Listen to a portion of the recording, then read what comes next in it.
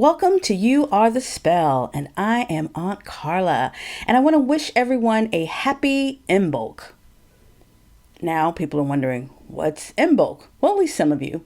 And Imbolc, well, it's spelled I as in India, M as in Mary, B as in boy, O as in Oscar, L as in love, C as in Carla. Imbolc. Now, if you're not a Wiccan witch, and by the way, neither am I, Imbolc is the point of the year that is halfway between the winter solstice and the spring equinox. Woohoo! Now, the official date of Imbolc is the evening of February 1st to the evening of February 2nd. So the celebration straddles 2 days. Now, one cool thing about Wiccan witches is that they celebrate the cycles of nature, even when they might not be as obvious to the rest of us. And by the way, you don't have to be Wiccan to celebrate Imbolc or the different points in the witch's year. Before Christianity was a thing, our ancestors lived off the land, so they were focused on nature and its many different changes. And when you think about it, saying that you have a black thumb, that is a privilege. Because for our ancestors, everyone probably had a green thumb, because if you couldn't grow food, you wouldn't be able to eat. So, well, of course, unless you were a hunter, of course. But as witches or spiritual practitioners incorporate plants and herbs in our practice, it's important to know which plants grow at different times of the year. So Wiccans and other witches, they make a point of celebrating these different points of the year. And now we are celebrating Imbolc, February 1st, February 2nd. Now, Imbolc was originally a pagan holiday that venerated the goddess Brigid. There are these plants that are called rushes, and they would be made into a Brigid's cross, and it hung above entrances. People would hang them above entrances. And these crosses, they were to welcome Brigid and to invoke her protection against fire, lightning, illness, and evil spirits. And those crosses would remain there until the next Imbolc. And this pagan holiday became Christianized, and February 1st became the feast day of Saint Brigid, and that's celebrated to this day, as well as Candlemas, which was celebrated on February 2nd. So if you grew up in in the Catholic Church, you might, excuse me, so if you grew up in a Christian church, if you grew up in Roman Catholic tradition, you will probably be familiar with St. Brigid's Day and Candlemas, but it actually has pagan roots. And I like reminding people that Jesus walked the earth only 2,000 years ago. However, civilization is over 20,000 years old. 20,000 years old. So our ancestors found spiritual meaning in nature for thousands of years before Christianity. They worshiped the sun, the moon, the sky, the trees, because that was all that they knew. That was what was around them. They also thought that God was a woman, but that's another story. Those Christian or those pre-Christian holidays and practices were called pagan, and they were super, super popular. But when Christianity grew in power, those so-called pagan holidays and practices, they were too popular to end. Like, they couldn't make people stop doing it. So those holidays and practices were simply rebranded. So Imbolc became St. Brigid's Day and Candlemas. Imbolc is a festival of the hearth and home, and it's a celebration of the lengthening days and the early signs of spring. Woohoo! Celebrations often involved hearth fires, special foods, divination, candles, or even a bonfire if weather permitted. The lighting of the candles and the fires, they represented the return of warmth and the increasing power of the sun over the coming months. The holiday was also marked by spring cleaning. And the word itself, Imbolc, it means in the belly of the mother. because the seeds of spring are beginning to stir in the belly of Mother Earth. And Imbolc is also lambing season, when sheep give birth. So this is just another way that the time was marked. This was when the sheep were giving birth, and this was also that halfway point between the winter solstice and the spring equinox. Now, speaking of lambs, I have a side story. Some of you know my husband, Jim. Back in the day when he was in his teens, his late teens, he used to work at a living history museum. And it was basically an authentic 18th century farm. And it had the same animals and the practices from that time period. For example, like even the clothing he wore, they didn't wash them for days because that's what they would have done in the 18th century, meaning like the 1700s. So one day, and he was new, and he thankfully he doesn't have a lot of game, and I like that about Jim. And at that time was no different. And another woman who worked, like an older woman who was a farm worker, she asked Jim if he wanted to talk to, like, there was a girl nearby. And she said, well, if you want to talk to that girl, you should pick up a lamb. So he picked up the lamb. And of course, that girl walked over, and you're like, oh, look at the lamb. It was a real chick magnet, you could imagine.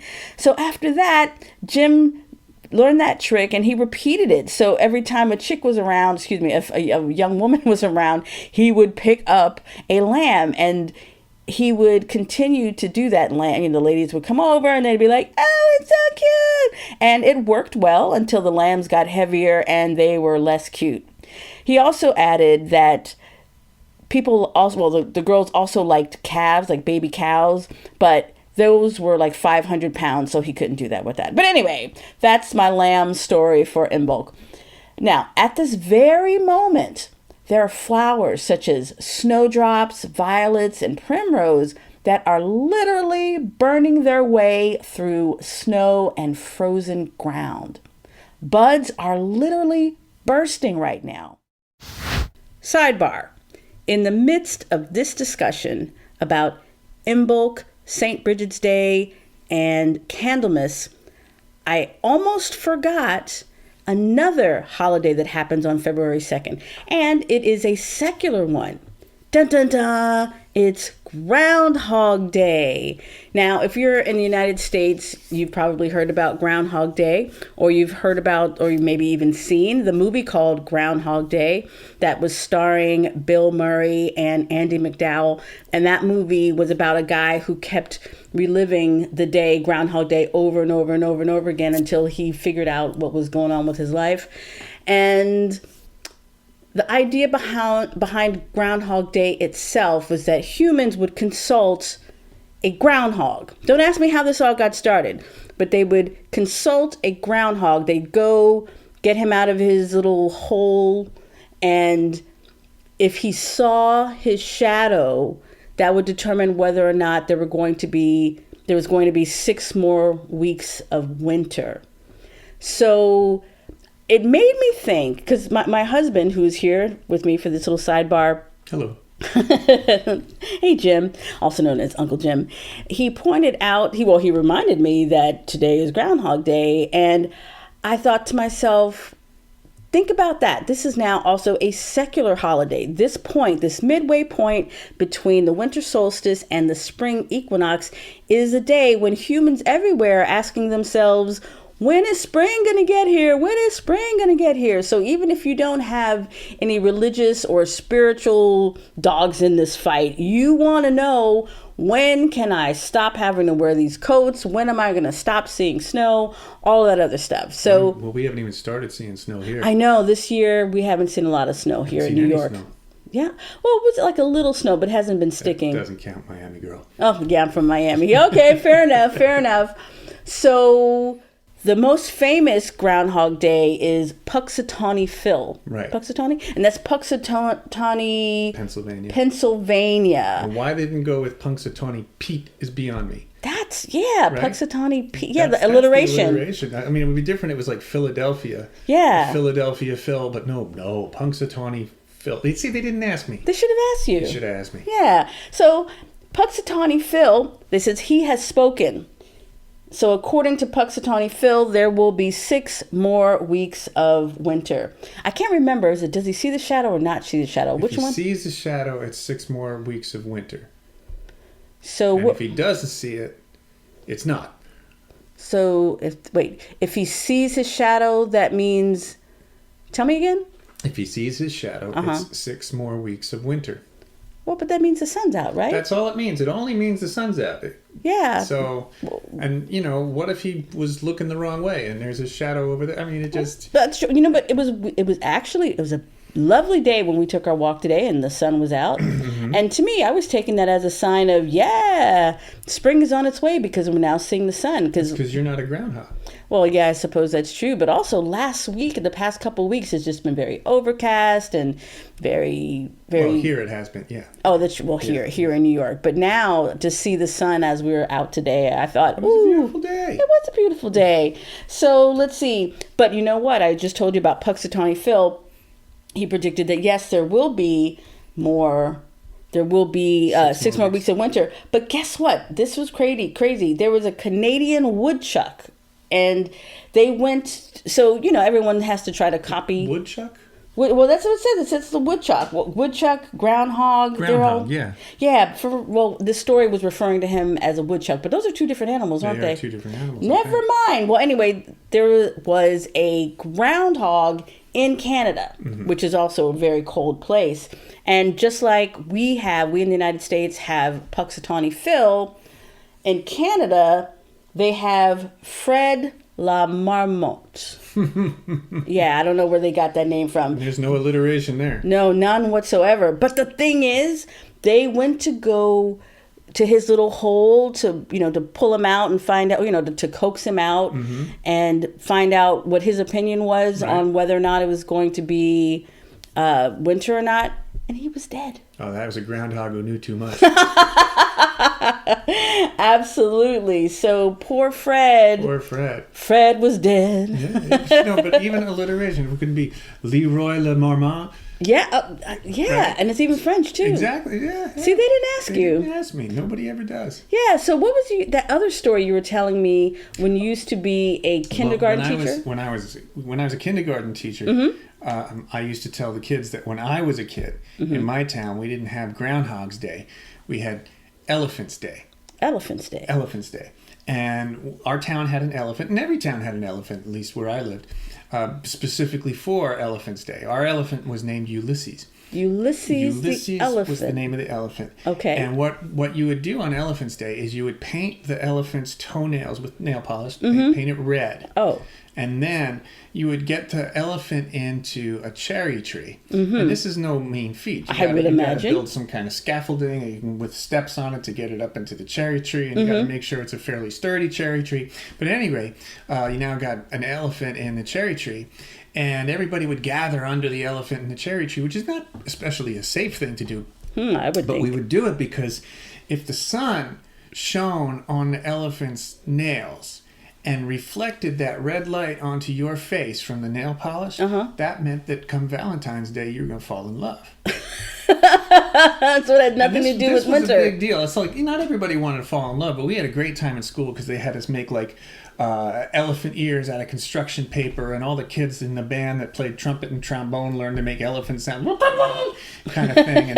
And we would eat spaghetti with our hands as though it was not with the sauce though, with our hands as though we were elephant trunks. Oh wow, what a mess. Yeah. But it was a dangerous holiday, and the last time it happened in my town, poor Ulysses, the tree very slowly fell over. So Ulysses didn't hit the ground hard, but he was on the ground on his back. So he rolled over, and he ended up, everybody got out the way safely, which was good.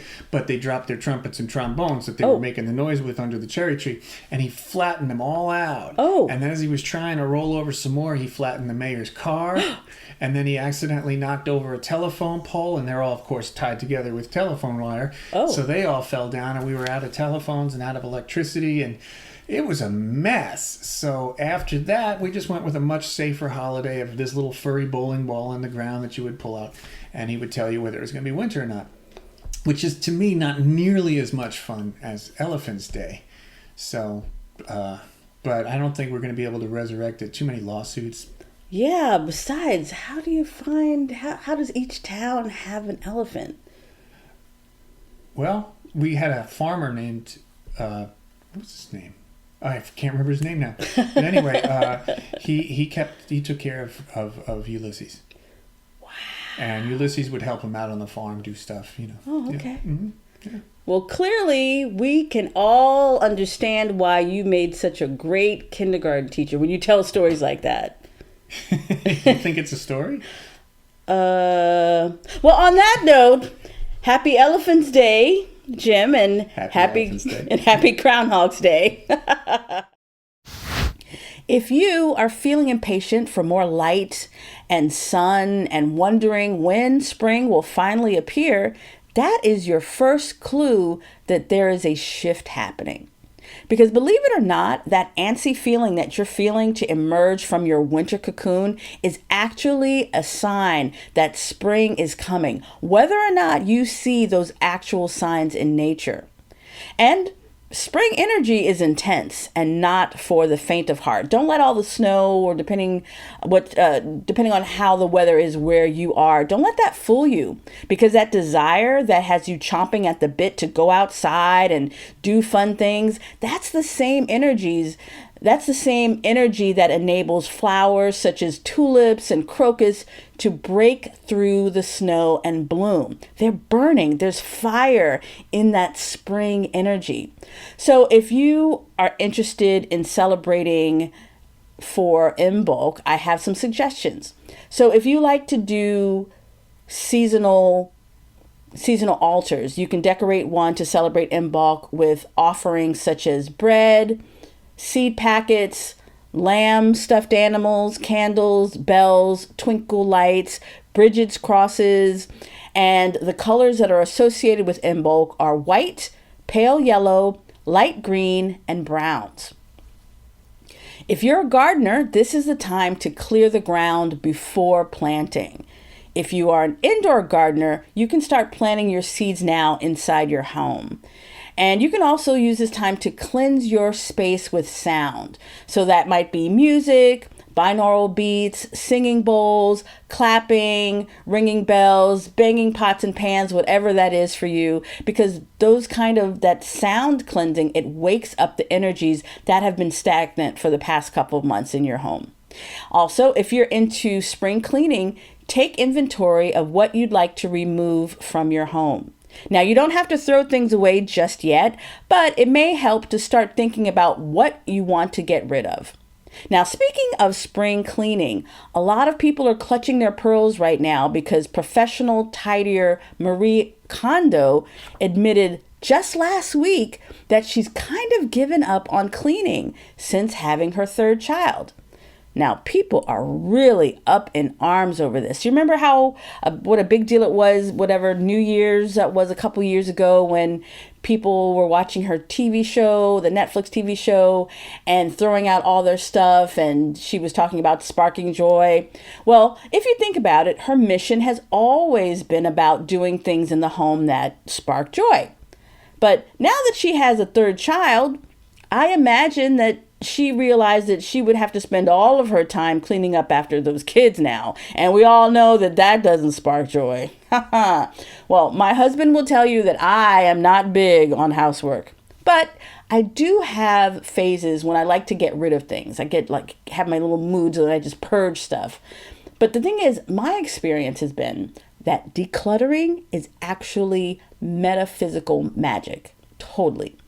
When you're feeling tight on funds, my suggestion is that you clean up your space and throw out some shit. I mean it. Nature really does abhor a vacuum. So when you create space by getting rid of things, other things will come to take their place. Things like money and other things that you really want. So I am daring you right now to give this trick a shot. Clean up your space and make room for blessings. And let me know how it goes, because you are magic.